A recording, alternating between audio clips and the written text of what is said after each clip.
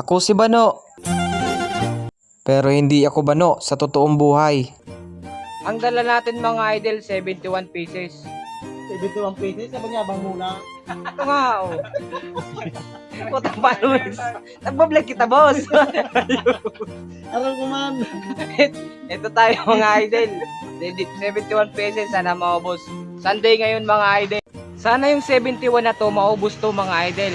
O kahit sana ilan yung tira, para dahil hindi naman tayo mahirapan sa pagpo-problematic nito mga idol. Ngayong araw para araw ng Sunday, medyo sarado lahat ng mga opisina. Kaya tatry pa rin natin na i-deliver lahat ng to. Samahan nyo ako mga idol sa araw na to mga idol. Mukhang uulanan pa tayo mga idol. Sana hindi magtuloy to.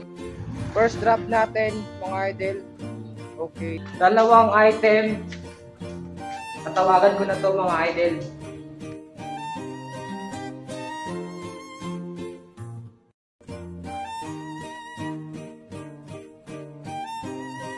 Apat na customer mga idol. Positive lahat.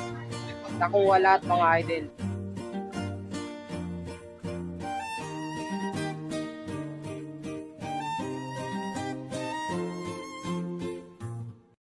Wala pa naman tayo mga pending mga idol.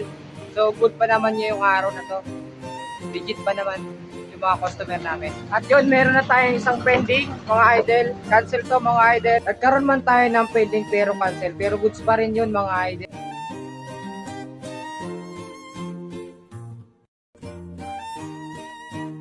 Ang lakas yata ng temperatura ngayong araw mga idol.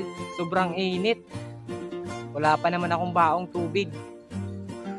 So ngayong araw na to, yung pending natin isa pa lang yung nagpa-cancel. Yung pala yung pinakaunang pending natin out of 72 parcel ngayong araw na to. So mamaya mga idol, titingnan natin kung lulubo pa to. Isa pa dito sa probinsya namin, mahirap din kitain yung tip dito mga idol. Gawa nang naghihirap talaga yung mga tao namin dito mga idol, yung mga barangay namin dito. Kasi nga talaga mahirap yung kitain yung pera dito. Kaya naiintindihan ko naman kung wala tayong mga tip.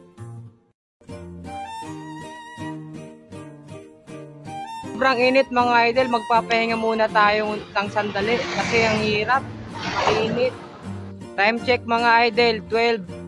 Saktong 12 na mga idol, wala pa mayroon na pala tayong pending isa, yung cancel, isa pa lang. Tatawagan ko yung isjating customer. Minsan kasi walang tao sa bahay nila eh. Try natin tawagan. Yung kasain,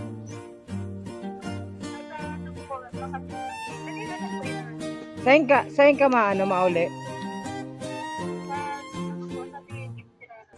Ayo. Anong oras? Alas 6?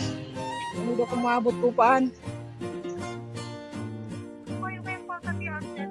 Ayo. Sige. Apo na ta kagaray. Atsan. Pagtapos na ako. Okay, sige. Wala kasing tao sa bahay nila. Umalis daw. Mamaya pa daw yung balik. Ito na yung pending natin mga idol. Medyo nakakatamad na mga idol. Kasi ganito yung oras, parang uulan pa naman. Medyo nakakatamad mga idol pagka ganito. Tatlo na yung pending natin ngayong araw. Mga idol, 4 na yung pending natin. Wala daw pera.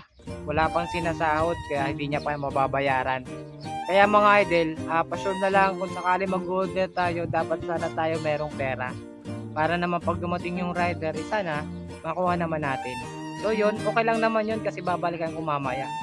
Baka daw kasi mamaya mayroon na siyang pera. So yun, goods tayo dun.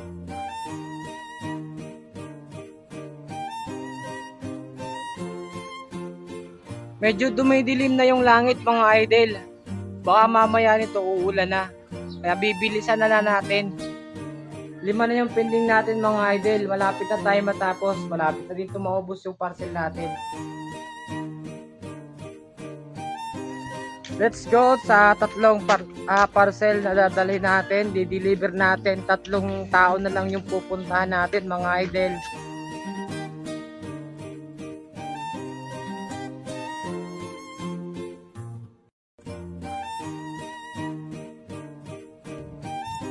At yun, awareness lang sa mga customer namin dyan, nag-order through online, lalo na sa Facebook. Ayan mga idol. Wag po tayo magbasta-basta mag-order sa Facebook ng Smart Kid. tablet. Kasi meron po mga idol na nai-scam. Meron din po mga idol kasi na ang laman po mga idol stand ng cellphone. Oh, idol! Shout out! Shout out mga tropa namin dito mga idol oh. Shout out. Kaya mga nag-andar. Ayun o mga idol. Okay, bye. Medyo makulimlim idol yung panahon natin ngayon. Maganda ngayon mag-deliver kasi hindi mainit. Hindi rin umulan. Matatapos na tayo mga idol. 3 tao na lang yung pupuntahan natin papunta ng bahay. Looban yun mga idol. So kita-kits ulit tayo mga idol. Shout out. Hindi ka. 2 tao na lang mga idol yung pupunta natin. Natapos na natin yung looban. So dun 2 tao na lang na to. Sana positive.